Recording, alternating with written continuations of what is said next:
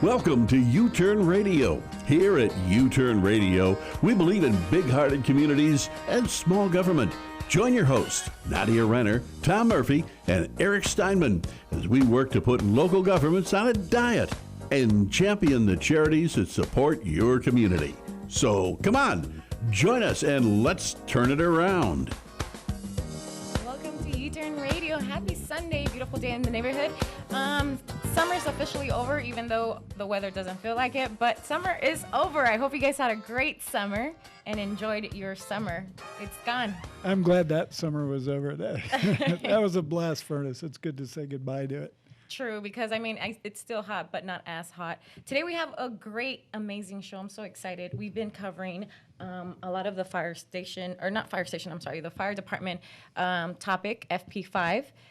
We covered what FP5 is, which technically comes down to a fee that is going to be introduced. I want to say it hasn't gone through yet, but imposed. It's going to be imposed. Imposed is much better. Right. So it's going to be imposed. We covered that earlier. This is our fourth show covering this topic. So we're going to cover that the FP5 is going to impose a fee, that they sent out a letter September 14th. And pretty much it's for the citizens to vote. But the vote is very tricky, and we covered that. You can listen to that show on youturnradio.com. We also covered how the supervisors are involved and pretty much who voted for this to happen and who didn't. That's another show that you can also find on youturnradio.com. Today, we have a really good show because now we're also going to be speaking to our special guest today, Bob Cable, who's going to be talking about how it's affecting his business here in the Inland Empire. He is owner of Cable Airport here in Upland. So welcome to youTurn Radio. Thank you for being with us here on this lovely Sunday. Hey, Nadia, it's a pleasure to be here. Thank you so much for joining us. So, Tom, today we have a great show. Like I said, we have Bob Cable. But before I go on to talk about our show today, I also want to let everybody know, this is your first time listening to youTurn Radio, welcome. Here at youTurn Radio, we definitely like to work with charities here that are local in the Inland Empire. So if you have a charity that you like, we will be more than happy to spin the wheel for charity, and you can call in 909-792-5222. That's 909-792-5222. We'll spin the wheel, and then you can win money for your favorite local charity, and you can win anywhere from hundreds to thousands of dollars. We've given out over $6,000 in our local charities here in the Inland Empire. Yeah, and we really enjoy doing that part of the show. So if you have a favorite charity, we invite you to give us a call, and we'll do the spin, and we'll see what comes up. And I liked your introduction. Particularly because today we're going to talk about the business, the effect of FP5 on a business. We haven't talked about that yet. We've talked about the vote and all the things you address, but this, I think, is really important for folks to understand that it's not just a $157 fee that's going to, if this goes through, that's going to be kind of imposed on everybody in the unincorporated areas of the county. It's county fire and the services that they provide. Right. And those aren't free. And we'll talk more about that. Absolutely. So let's get started, right? Today's title of this show is How an Expanded Fire Zone Affected My Business. So that's pretty much why we have Bob Cable here. So welcome. Let's get started. Let's tell us a little bit about yourself, Bob. You are originally from the Inland Empire. You grew up. I grew up in Claremont, actually. I went to Mountain View Elementary School there, and then in the 5th grade, moved up to Monterey. My parents moved up there, and when I turned 18, I came back down to Southern California. Been here ever since. Love it here, and have been involved with the airport since 1980. Let's talk about the airport because I love this story. The airport, your grandfather opened the airport, or he started this airport business. My grandfather started the airport in 1945. I'm lucky enough to be third generation right now carrying on that legacy. And it looks like we got 4th and 5th generation behind me ready to pick up the slack. So it's we're not going anywhere. We're going to be here for a while, and it's a very proud place to be, knowing that your grandfather started something and you're keeping his dream alive. That's so awesome. I love like I'm a big fan of like business stories and how they got started. So let's talk a little bit about it. How did he get into the airport business? Well, this is a roundabout story. You realize that. He was actually a farmer in Iowa. And his brother, my grandfather's name was Dewey, and his brother's name was John. And John was a barnstormer, flew airmail in the 1920s, and was actually one of the original founders of Waterloo Airport in Iowa. And so my grandfather was running farms and managing farms, and the gentleman that he was running for said, "Hey, Dewey, you want to come to California? I'm going to buy some farms out there." So, just like what was that, Beverly Hillbillies, he packed up the family and he moved on out to California for the gold. So he was managing farms for a while, and in the meantime, his brother was flying out and visiting him, kind of sparked a little bit of the aviation bug in him. And then his brother was working for Douglas Aircraft, and that was long before McDonnell Douglas, when it was just Mr. Douglas that owned the company. Mm-hmm. And they were producing an A-20 Havoc airplane, which was a mid-range bomber.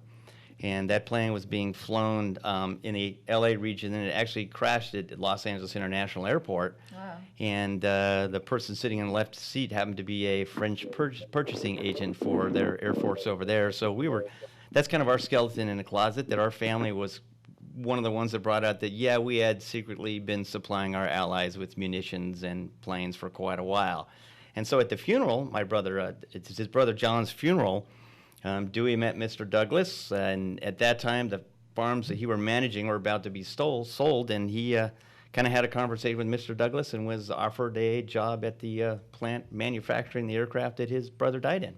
Mm. So, yeah, he went on to manage Riverside Airport Flight School, which at that time was Arlington Airport. Got into a dispute with the owner and said, "Well, I'm just going to start my own airport," and that's pretty much what he did. That's insane. I love that part of the story, like how he was just like, "I'm just going to start it and just do it." Because I feel like a lot of us can say, "I'm going to start something," and then it just doesn't happen. But to have that attitude to say, "I'm going to start something and actually do it," that's amazing. Well, you've heard the expression "bull in a china shop." That was my grandfather. Nice. If you told him he could do something, he'd be sure to do it and let you know that he did it. Like, look what I just did. So he starts. Then it was your father who took over the business? Or? Actually, it was my father's brother, which would be my uncle, and then now it's myself. So I'm president and CEO of Cable Airport, and then there are family members that work there too. So I'm assuming growing up, you were always around the business. It was something that you liked, and you were like, "I want to be part of this," or how did? It's funny you say that. You would think so, but no. As a kid, I started working at the airport to get my pilot's license because it was a really cool thing. Right. And then as you start working at the airport, you realize this is kind of a legacy, or this is pretty cool. And you look down at the people in the succession of who's going to pick up the reins, and nobody really had my grandfather's drive or tenacity. And so when it came time to basically appoint a successor, I was it. Oh, so never really planned on being there my whole life, but will probably be affiliated with it till the day I die now. That's great, though. So it basically, the reins passed from your grandpa straight to you? Yeah, pretty much. Yeah. Outstanding. Yeah. That's neat. And that's not always an easy thing with family. Sure. Yeah. Absolutely. I can only imagine. Because, too, I feel like you keep saying it's a legacy, and I think it's so true because oftentimes we see our parents run a business or something like that, but we don't want no part of it. And like you said, sometimes, and especially in what you guys are doing, it is a legacy for you guys to keep. When we met you and you said 1945 that the airport has been open since 1945, I was like, oh my God, that's amazing. Like, I'm sure you have tons of stories from growing up, working there, into now owning and being there all the time as well. As a kid, you don't really appreciate it, but I want to say as you get older, you appreciate the little things in life. And this isn't a little thing, but at that point in time as a kid, it was. It was like, well, yeah, we own an airport, whatever. Yeah. And now you look back and you go, well, this is generations of stuff. And you look at I want to say thousands of lives you've touched through aviation, and it really is a legacy. Yeah. I mean, it's something to be extremely proud of. You said touching lives, and I know that you guys had a air show every year since then, since 1945? Oh, here comes the segue, huh? Okay. This is Absolutely. Here comes the segue. That was definitely a setup. This was it. So yeah, we've been doing air shows and fundraisers for the community. It's a great way for people to come out and get associated with aviation. And we have the Cable Airport Foundation, which is a nonprofit organization. So all of the money that was generated, I want to say was generated from our air shows, went into scholarships that had to deal with aviation and introduce young kids for flying. We make donations to our Young Eagles to give free flights to kids to try to keep the dream alive. Oh, nice. Well, we've done them for the past, pretty much since 1945. And last year, shortly after FP5 was initiated, we looked at what the fee structure was. And our fee structure went basically from a $50 permit over the counter, because you got to back up a little bit. You're dealing with your local city. Your local city understands the importance of what you're doing, understands the scholarships you're doing, understands the community service you're doing, and says, you know what, we really don't need to charge you a lot of money when you're outlaying so much your own money to do this for the community. Mm-hmm. So we had a $50 permit. When all this changed to FP5, it's no longer your local city. You've lost all local control. All this goes into the big machine of San Bernardino County, one of the largest counties in the nation, and there's no personal interaction. So we went from a $50 fee to what was going to be over a $3,000 fee. When you make about $5,000 and it takes a year's worth of planning and work, you really got to look at alternate sources of incomes. It just wasn't worth it to us anymore. We could put our time and efforts into something else. Unfortunately, that's going to hurt the public. They don't get a cool thing to come to. And, in order to get that change, we're probably going to have to take it to a supervisor's meeting and have some resolution written up, and maybe they'll pass it, maybe they won't. It's sad. It's really sad. And when people say FP5, it's just fire protection, boy, that's just the tip of the iceberg. It really is. So this air show that you've done for 75 plus years, you chose to not do it this year. And essentially that was a business decision and driven by simply you said, was it $1,000 fee a day, so $3,000 for a 3-day economics. weekend? I mean, you have to look at it, and I was one of the big people out there canvassing and warning people and warning businesses that this is so much more than just $147 a year on your parcel, folks. Have you looked at the almost 40 pages of new fees that are coming at you? I was a longest-standing member of the Chamber of Commerce and resigned my membership over that. They refused to take a stand on this for the business owner. Your local Chamber of Commerce? Yeah, okay. and you know what? I understand chambers change, and that's fine. But I'm a very pro-business person, and I always have been. And to have an organization basically turn a blind eye and say, "Well, it's for the betterment of everybody." Yeah, but you're supposed to be for business. Mm-hmm. Yeah. And so that it's really been disheartening to me to see what is coming down the turnpike. I mean, you've got these fees. It's going to take a while for the county to implement them, but trust me, they're going to implement every single fee that is out there, and in most cases, you're seeing close to a 400% increase. Right. So let's take it back a little bit, because I feel like, for example, we talked about it, and it was kind of like I feel like we brought the attention to FP5, right? And then we talked about how the letter's coming out September 14th, which was this past week. As far as like for business, how do you find out? I know you said that you were very involved with everything in the community. How did you come across like, okay, this is FP5, and then once you started doing your research, how did you figure like, oh, this is not good at all? Obviously the fee, but how did you start educating yourself as a business owner? I'm a very detailed oriented person. So when somebody says, here, just vote for this is good, I want the whole story. Right. I just don't want to read the cover of the book, and I don't want to read how the book ends. I want to read all the pages in between, and I take the time and effort to do that. That takes a lot of time. It takes you away from your business. But if you're going to make an educated decision on something, you have to get all of the facts. And one of the things that I think upsets me is that our counties and our local city governments, they never give you all of the facts. They give you the glossy, fancy version. Yeah. What about all the meat in the middle of the book that you left out? And I want people to know the meat in the middle of the book. There's a lot of stuff that's going to happen here, folks. If you don't basically stand up and say, hey, back up a little bit. This kind of taxation without representation. If you read your history books, wasn't there a little battle fought over that? it's couple. Yeah. Right. So being that you're involved with the community, who's your district supervisor? Janice Rutherford. Did you reach out to her as far as you being, involved in the community, having an airport, and how did that work out for you? You hear that? That's a support I got. That Absolutely. That dead air. Absolutely nothing. Janice basically hid behind the fact that she said, well, because she was an alternate for the LAFCO decision, and this came through Upland and the community that I live in, San Antonio Heights, is LAFCO 3216. And she was an alternate for that board. And so she was basically informed that because she was informed by legal counsel that she could publicly say nothing on this. My response to her was, well, wouldn't be the responsible thing to do would be to eliminate yourself as the alternate, right, and leave. And she said, well, then I don't have the opportunity to help the other communities that I'm involved with. Well, really, as LAFCO, you're not there to represent a community. You're there to look at the evidence, and you're kind of there as a jury. You're not supposed to have, I want to say, it's a different your own agenda in line. I was a member of the San Bernardino County Division of Airports. The minute my neighborhood that I live in filed a lawsuit in this, I resigned from anything and everything that had to do with the county, because that's the right moral thing to do. Right. You don't support something the same time you're fighting it. So if her constituents tell her, this is bad, we don't want this, you should listen to them. And she really turned a blind eye and turned her back on us.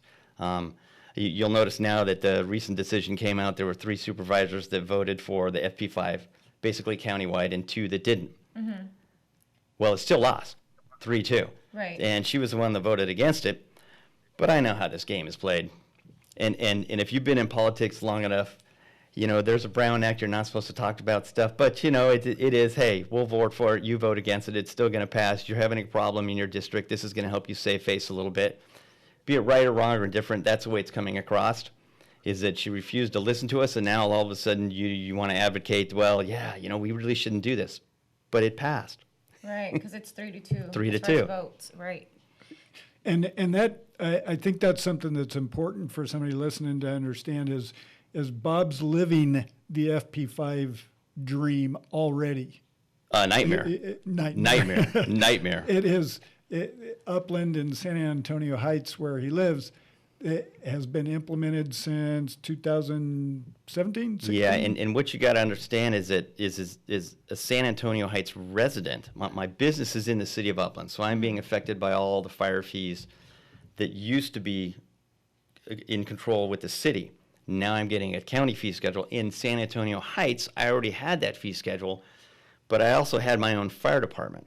And so when this LAFCO 3216 was passed, and they did it because the city of Upland couldn't be financially responsible enough to run their own fire department. Right. And so they basically sold it to the county. Well, the only way they sold it to the county, and it made sense for the county, was to shut down a fire station. Because you're forming a new agency, and it is the Local Agency Formation Committee, LAFCO, you cannot have a decrease in services in any way, shape, or form. But the only way the county could make sense of it, in which the city had been recommended by numerous consultants, shut down one of your fire stations. You have an overlap, you can shut one down, you can be physically responsible, and you can keep your own local fire department. So they give it to the county. What's the first thing county does? Well, we're going to shut this down, and we're going to take the fire department that handled my local community, and guess what? You're now going to cover a big chunk of North Upland. So when they say you can't have a reduction of services, I guess that was for the city of Upland and not for the residents in the Heights. Because now that fire station has to cover North Upland, a lot of calls in Mount Baldy, and our neighborhood, where before they were just our neighborhood and some calls up in Mount Baldy. Okay, so it gets very complicated and very convoluted when you read what LAFCO is supposed to do, yet in an essence they violated it. But the county's reasoning was, well, we have numerous resources all through the county. we can cover that with another engine or a crew from some other place. Well, I guess nobody's heard of a little thing called mutual aid between fire departments. Anytime an engine goes, if you need another engine, if there's an emergency, the mutual aid will cover it. Got it. Yeah. It's pretty simple. Pretty simple. And had the city of Upland closed the fire station down before the annexation, we would not have been involved. But of course, when you do that, that's political suicide for the mayor and city council. All right. So now it's the bad guys at the county that did this, and we're being covered by another station. Yeah. So there's a lot of politics involved in this. Which, one of the things you said that was interesting to me was that the city of Upland couldn't run, or budgetarily couldn't run their fire department, and this seems to be a theme across cities in the county because it's not Upland, San Bernardino City, let's see, Needles, and then 29 Palms, their water district.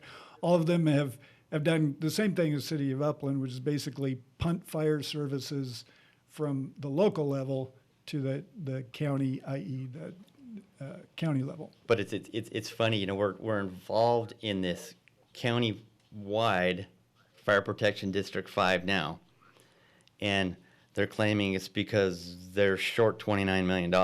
Right. But let's back up to 3216, when the city of Upland was annexed into the county fire, and the only reason LAFCO approved that is because the county is fiscally solvent and it made good sense. So what has happened in the 8 months, 9 months that this is where all of a sudden they're at a short for $29 million now?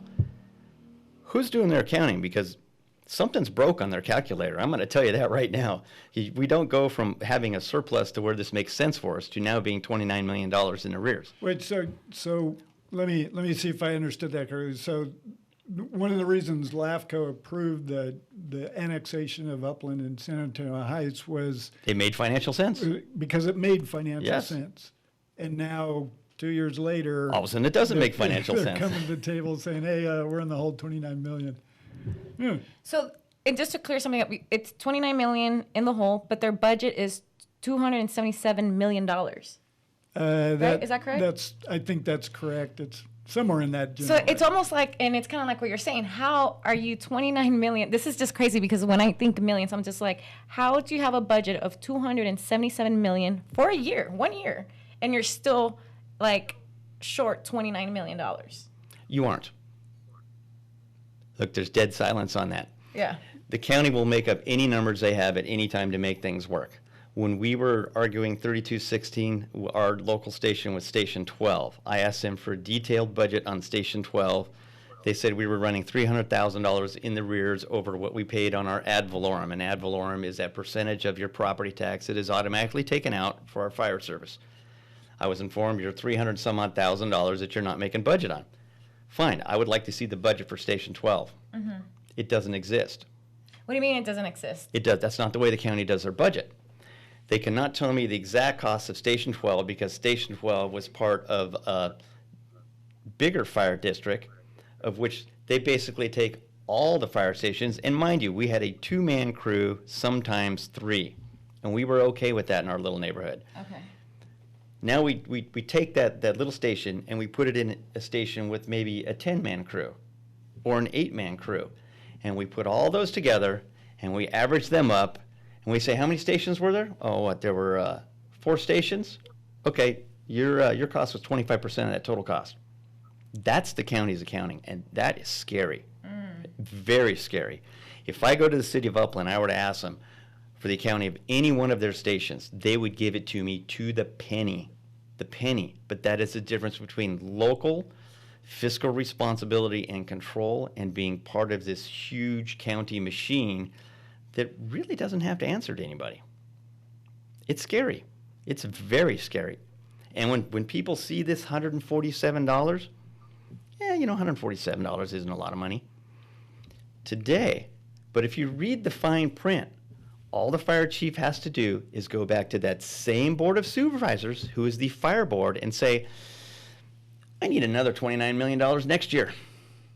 We can't make budget. Mm-hmm. And all those people that are your board of supervisors, which is your fire board, all they have to do is say yes. And guess what? It's approved. It's done. And there's nothing you can do about it. So let me get your opinion, because we talked about this last week as far as the vote. The letter that came out September 14th. Have you received that letter? Oh, yeah.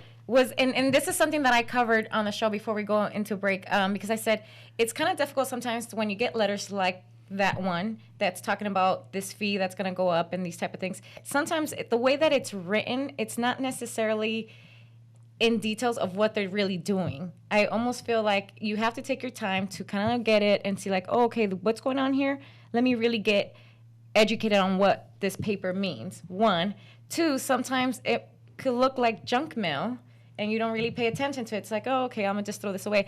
And from what we discussed on our prior show, we pretty much, if you don't vote and you don't put no, your vote counts as you agree with the fee, the yearly fee that they want to impose. But what it takes much more than a no vote, because if you live in the county, you don't have a vote. So if you're a renter, doesn't matter. Cost is going to be passed on to you. You don't have a say in this. The only people that can vote are parcel owners, people that own property. So in a way, it's very discriminatory on we're doing something that affects everyone in the county. Right. And yet only a very select people are being able to vote. And it's either going to take, and they basically are stealing right from LAFCO their protest process. And their protest process was, you better write your name exactly the way it is on your property tax bill. And if it's misspelled, you have to misspell it. You better put your 16, your 18-digit number exactly as it is. And if you're off, it goes in the trash. And then you've either got to have 51% of the registered voters, and I'm going to clarify, registered voters, which in the history of San Bernardino County, our highest turnout has been 32%, but I need 51%, which has never happened in the history of San Bernardino County. Right. And they have to equal 51% of the land value. So who's the rocket scientist that's going to sit out there and figure out what all these land values are, take the time to go? We're talking 19,000 square acres. Take the $29 million, divide it by 147. Tell me how many parcels that is. I think it ends up being... I can't do that math that quick. No, I need a calculator. I did it once. But who is going to go through every single one of these? Right. Who's got that army of people? I mean, it's... So when you say a protest process, it's a joke. I think the only way you're going to do it is to get the people that you voted in out of office or file a lawsuit. What we have done in San Antonio Heights, we're actively engaged in a lawsuit. Of course, it's going to be heard after this is all done. But right. I honestly think they're positioning themselves so when we win that lawsuit, you notice our names mentioned on that. We're already in FP5. So they're already planning on losing that lawsuit, and then we're going to be reinstated right again. And that was really interesting. Go ahead. Yeah, and let's just clarify something else too, because when you talk about lawsuits and we talk about the county, and this is something that I learned here on youTurn Radio, it's that let's just say you guys go with this lawsuit, you guys win. That money is also coming from us citizens. Oh yeah, we're suing ourselves. Right. Oh yeah. Technically, and then you're paying yourself once you win. Well, not really. You're always out because there's attorney fees. Nobody wins that's a lawsuit. True. Yeah, right, that's true. Only the attorney wins. Exactly. So I also wanted to clarify that. But we're going to keep talking to our guest, Bob Cable from Cable Airport here on youTurn Radio. We're going to go into commercials and come back with more. We'll be right back to youTurn after this commercial break. Don't go away.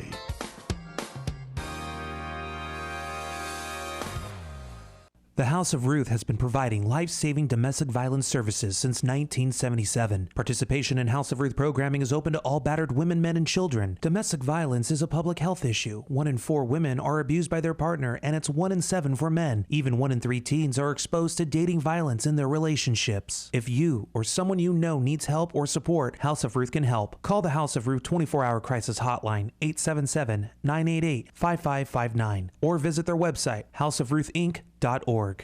The Humane Society of San Bernardino Valley, protecting animals for more than 4 decades. The Humane Society's mission is to prevent cruelty and neglect to animals and to provide for the health and well-being of animals with an emphasis on spay or neuter programs to prevent pet overpopulation. Visit the Humane Society of San Bernardino Valley for your pet's medical needs. 909-386-1400 or visit hssbv.org. The Humane Society of San Bernardino Valley, a leading nonprofit organization in caring for all animals in need. Support the San Bernardino City Mission. Your donations help feed the hungry, provide used clothing for low-income families, provide access to housing and rehabilitation for the homeless, and help all who come to them for help. The mission provides a personalized assistance program for homeless men and homeless women and children. They help get less fortunate off the streets, place them in safe shelters, and get them back on their feet. Last month, the community helped provide over 7,400 meals and provided nearly 2,000 pieces of clothing, as well as almost 180 hygiene kits, which were provided for the needy. San Bernardino City Mission goes above and beyond, though, providing personal counsel, prayer, and a devotion time to encourage those in need in their spiritual life. So listen up, everyone. For a donation of just $1.57, you can feed a hungry person right here in San Bernardino. $15.70 will feed 10 people, and $157 will feed 100 hurting men, women, and children. If you're interested in helping and want to know more additional information, you can go to sanbernardinocitymission.org or call 909-649-0011. 909-649-0011. The San Bernardino City Mission, feeding the hungry, helping the homeless. That number again, 909-649-0011. Or visit them online, sanbernardinocitymission.org. Tom, Nadia, and Eric are back with more only on the youTurn radio show right here on KCAA. Welcome back to youTurn Radio. We have such a great show today. We have our guest, Bob Cable from Cable Airport. Thank you so much for being with us again. I also want to, Eric is joining us, our third co-host via telephone. Welcome, Eric. Can you hear us? Yes. You had a comment. Can you hear me? Yep. You're live and direct with us in the studio. Okay. Yeah, just appreciate you being on, Bob, and you can see that you put a lot of effort and thought into this. A couple things I wanted to point out is, regarding the protest process, besides what you pointed out, is throughout the county they sent these notices out this week to property owners anyway, and by mail, and they did not include the actual protest form.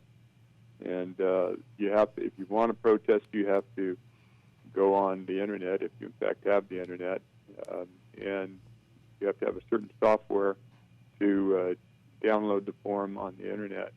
And I guess that's an additional layer of ever being able to do anything about it that way. So I guess what it all really comes down to is, what can be done effectively to try and take some of this back. We've talked on the show about, changing the people we elect and some of the motivations that drive them. But there's also a process that we've seen have some promise, and that's for a community to become a community service district, which would allow them to take back some of these services. By the state that allows these community service districts, they're allowed to have their own fire service within one, and they're allowed to have police services as well. So wondered what your thought would be on that as a matter of changing things back to local control by forming a community service district. And we have a little experience with that, and we were involved in the community service district that was involved in Riotwood, for instance. So I'd like to maybe get your 2 cents on that. Also like to point out that, the information that is being disseminated around the county to try and say that, hey, look, we have a problem with fire, and they're going out to the rural areas who are being affected by wildfires and whatnot, is really bad information. They're leaving in the presentation in Riotwood. They brought up the fact that this is what we spend, and we don't bring enough money in to cover that. Came up that they spent, $1.5 million on ambulance and fees, and in total they spent $2.2 million or something like that. But then said we only get $900,000 for property taxes. But they failed to, in that presentation, disclose what they bring in from the ambulance fees. When they show up and somebody calls the ambulance, they charge a fee to transport them, and those fees amount to, well over $1 million for that area. They failed to disclose that the ambulance district would not for the same area that they collected the $900,000. It's for a much larger district, many times larger district. From the expense side, they failed to disclose that they got money from selling ambulance insurance, and they failed to disclose any of these fees that you're talking about that they get when people file for a building department permit or a special permit, and the fire department has to weigh into it. They gave no accounting for that, and we, in fact, within our group, asked for direct information on the accounting from the county, and got no disclosure of the fees that you're talking about being part of the equation at all either. So, a couple of comments there, and a practical question to you on: have you considered a CSD, and do you see any other ways other than trying to change the makeup of the people who are in the county to address this? Yeah, the problem with a community service district is that it would have to be approved by elected officials. And the problem is there's going to be a fee involved with that. So the question is, are you paying your fee to the county, or are you paying it to your local city? I still contend that if our city had been allowed to illegally tax every parcel owner $147, it's up to $153 now, like the county was allowed, we could have kept our own fire department. Part of the problem is, in order to instill a fee, it has to be a tax. It has to be voted on by the populace. I think if the populace is educated enough, they would be more than happy to pay that money to their locality, their own local government, than to give it to the county, where, like you said, there's really no accountability. I see that being the biggest hurdle is education. Education takes time. Apple Valley's done it. Apple Valley has a service fee area. They're left out of this because they have their own service area. I feel other local cities could do it. I'm all for that. I'm all for local control. Like I said, when you can walk into a building department and talk to everybody right there. If you're going to get a building permit in the city of Upland now, you go through planning, and then you got to ship everything off to the county of San Bernardino for fire. That's not too efficient. Right. And then they ship it to Orange County as well. Well, they contract out, yeah. That's the norm now. But it's funny you say about the other fees. When LAFCO 3216 was initiated, the city of Upland had one of the, I want to say, first private-public partnerships, in that they contracted with Reach Air Ambulance through the Upland Fire Department to form an air ambulance, much like Mercy had done. Mercy had the monopoly in the county for a number of years. Well, we challenged that. I was part of that group that challenged that, and we were allowed to run an emergency helicopter operation out of Cable Airport. When all of this was transferred into FP5, and the city was guaranteed in excess of $200,000 a year to operate out of the city, the numbers got skewed somehow, and they left a zero off of the 200,000. Wow.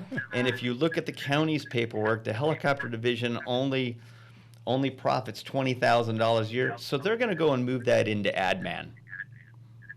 So when you take a look at these figures, you really have to look close, and you really have to do your homework. They're funneling money into other things, and they're pulling it out of FP5. When FP5 was instilled, it was for the whole fire department. The helicopter division was part of the fire department, and they decided to carve that out because it was insignificant. Even though it was still making money, it was insignificant. So the money went unaccountable. There it is. It's very frustrating when these things happen to see how numbers get skewed and moved around by the county, and nobody seems to question it. Yeah. And that's one of the challenges is the effort in terms of questioning it. And, like the elected officials are supposed to be watching that stuff for us. And, There's a little thing called the Freedom of Information Act, and I'm sure you're all aware of it, and many of the people out there may not be, but you have a right as a citizen to ask your local government for anything, and they have to give you an answer in a certain amount of time or explain to you why they can't give you an answer.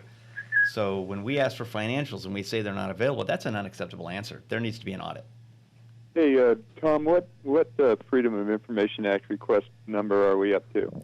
I think we're up to 24, and it's actually a Public Records Act. This is a point of detail. I think FOIA is a federal thing, and the state deal is a Public Records Act. We've submitted 24, and I would say on the majority of them, we don't get we get dissembling. We don't get good information from the county. I'm not surprised. I'm really not surprised.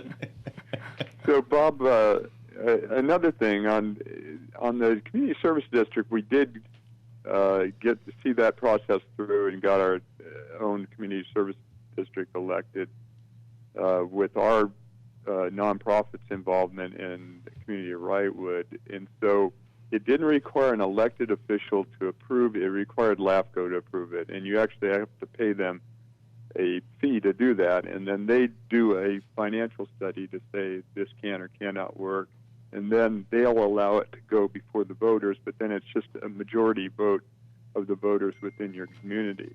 And then they make you pay for that election as the other thing, and in Wrightwood they said that would cost somewhere in the 20 to 30,000 range, and then after the election was held, they came back and tried to stiff the community with a bill for 90 or $100,000+, and on their own projections they took some of the money out. Now that's just rounding up that process, but the original fee to get that looked at by LAFCO was in the $15,000 to $20,000 range, and our nonprofit exists to try and help bring local control back and put some constraints on government so that future generations aren't going to be left with a poorer situation than our generation was given, as far as people, governments meeting their obligations, taking the money that they need from the people to pay for services and not for services that were rendered to people in the past. So we would be willing to work if your community saw that as a potential resolution. We would be willing to work with you on providing some of those fees and whatnot. I would think we have a board too, but speaking as one of them, I would say that we'd certainly probably look at that and have a real good chance of helping out in that regard. I would love to have a conversation about that, because I think the little community that I live would be all over that. And if that's a way around it, that's a way around it. But when you look at the county as a whole, when they're taking 19,000 square miles and encompassing in this, it's a pretty daunting task. Yeah. Right. Yeah, and it's one of those things. If you want to eat an elephant, it's one bite at a time. Yeah, exactly. And that's kind of the way we look at it. If we can make little chunks of, and the fire chief is out there saying that all these smaller areas are big losers for them, and I think they're using very funny accounting to do that. And I would say that it's inappropriate, and that there's a lot of better service that can come at a lower amount by having local control. So we're willing to put some money and effort into helping that come about. My answer to Chief Hartwig is that if you say I'm losing money, prove it. And he's going to give you a blank stare. They can't prove it. And, that's... Or misinformation, which is what is happening right now. Right. Yeah, I totally agree. It's total apples and oranges accounting stuff.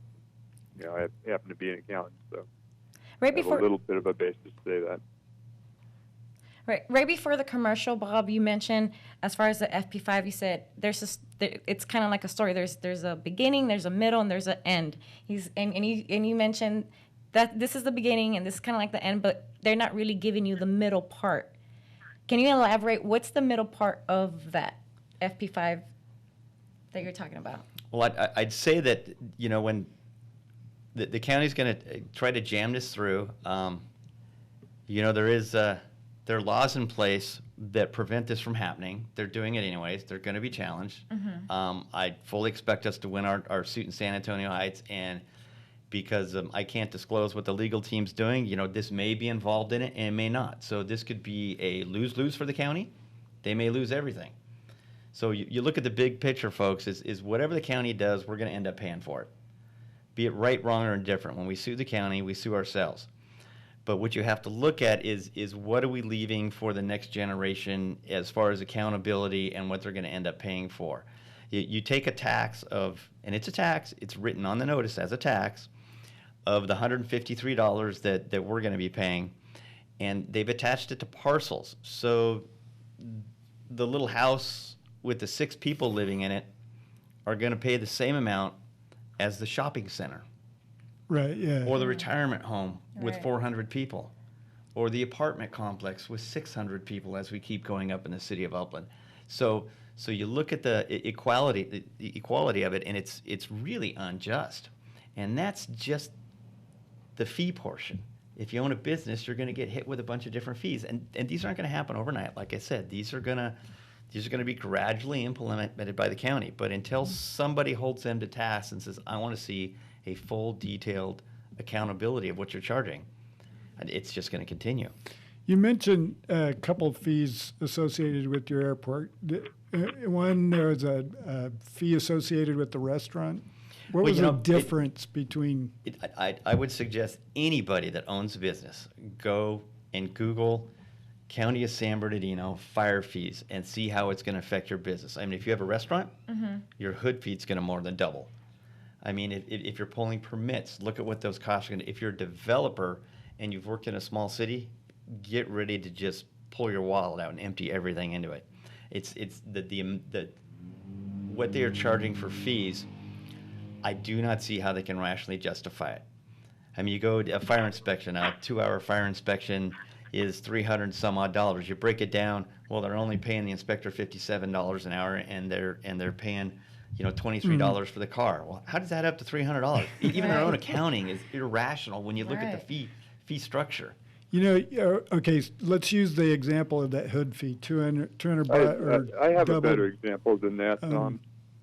Well, Yeah. I want to. I've told you about that, so bring that in if you get a chance. Well, what I wanted to ask was, you mentioned at the beginning of the show, how many total fees, or how many pages of fees It's close to 38 pages of new fees. 38 pages of new fees Wow. that's going to be imposed. Okay. City of Upland had 3 pages.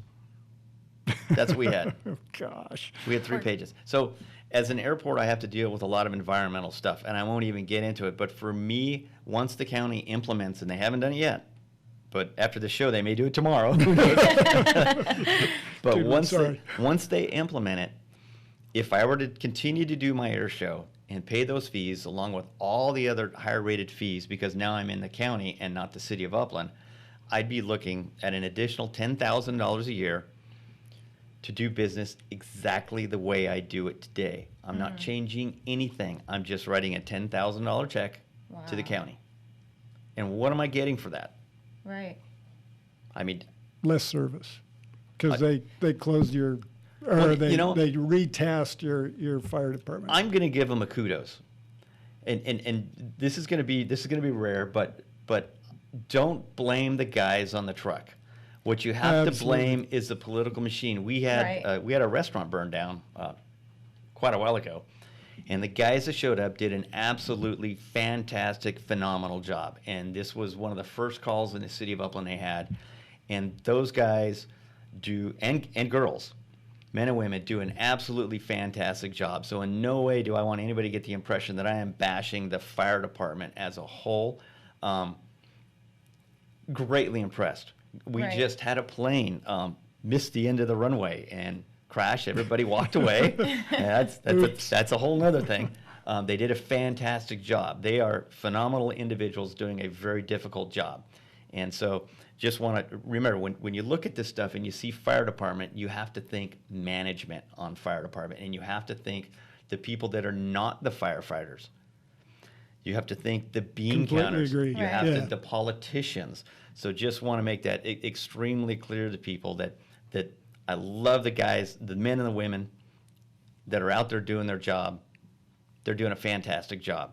It's the people above them that are counting all the beans that have got their cup screwed up on what they're putting stuff in. Which is important, which is the reason why it's important for citizens to get involved. Exactly. But not just citizens, too. The younger generation, like my generation, and all of the youth, I feel like needs to start getting involved, because prior to this, before I started doing the show, I did not have a clue of any of these topics that we cover here on youTurn Radio. So this is why I really love being part of this. So for the youth, or like for younger generation, why is it so important to be so involved within our community, which you say? Oh, so Nadia, you're one of those people that waited till something actually came up on an agenda and looked at it and it said, and your neighbors told you, hey, this is wrong, we got to go talk on this.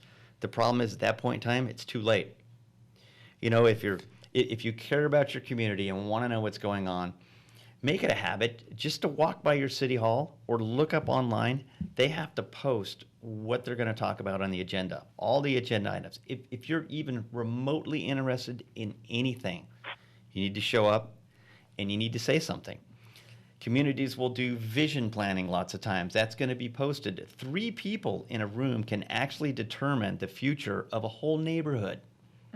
So when you see these things, you've got to go, because there's certain laws they have to go by, and there's certain procedures they have to do. But if you hear about it in the 11th hour, there's really nothing you can do. You've got to get in when you first hear, let's say there's a conditional use permit, which means they're going to do something that isn't really approved in the city. Well, they have to go through planning first to get a conditional use permit. There's going to be a public hearing at that point. If you state your case good, there may be a chance that the planning division there that are sitting on the planning commission are going to say, you know, that's probably not a good idea. Maybe we should kill this thing now before a developer goes and spends millions of dollars on planning, doing something. So the most important I can say for the next generation, pay attention. Yeah. And just don't pay attention to what happens. Pay attention to what may happen. I always tell people, if you build a house next to a vacant lot and you scream when the big 32-story high-rise goes up and kills your view, I go, but did you take the time to see what could be built there? So you've always got to be thinking ahead. Be a visionary in your own way. Think about what you want your community to be, what you want to give to your kids, and try to make it that way. One person can make a difference. I love that you say that one person can make a difference, and I totally agree. So I love that you share that. And two, just to throw it out there, because I looked into it after hearing that too, because we had a conversation prior to the show, and you shared that information. I definitely looked up the upcoming the upcoming what is it called? Meeting, and it's on a Tuesday at 10 in the morning. So I also want to say, if you want to attend and start educating yourself, make sure your Tuesday is clear on a Tuesday so you can start educating yourself. But October 16th. Time just flew us by, so we have to get out of here. So, thank you so much, Bob Cable, for being with us. It was a pleasure having you here and sharing your story. We thank you for being with us. It's been a pleasure. I hope we spark some interest in some people out there, and they'll get out and make a difference. Outstanding. Absolutely. Thank you, everybody, for listening. This was youTurn Radio.